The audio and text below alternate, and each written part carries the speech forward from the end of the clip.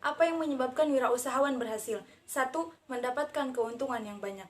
Keuntungan dalam berbisnis adalah suatu hal yang penting, karena keuntungan adalah suatu hal yang bisa menjadi salah satu indikator untuk pertumbuhan suatu bisnis. 2. Mendapatkan pengalaman yang lebih dalam. 2. Mendapatkan pengalaman yang lebih dalam.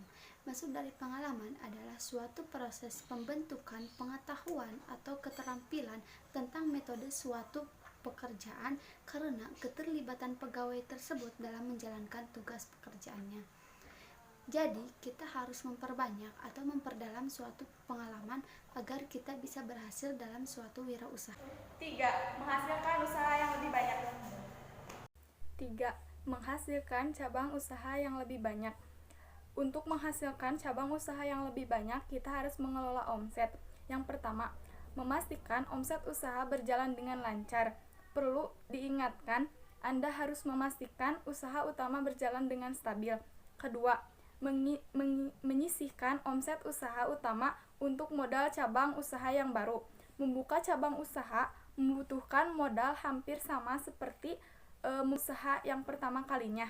Ketiga, menginvestasikan omset untuk modal membuka cabang usaha.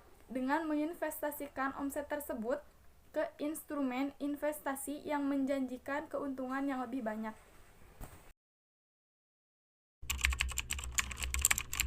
Apa sih penyebab kegagalan wirausaha? 1. Bakat yang tidak cocok.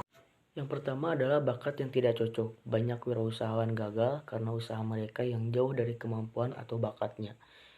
Jika kita merasa tidak sesuai dengan bakat yang dimiliki, alangkah baiknya kita pelajari terlebih dahulu usaha yang akan dirintis.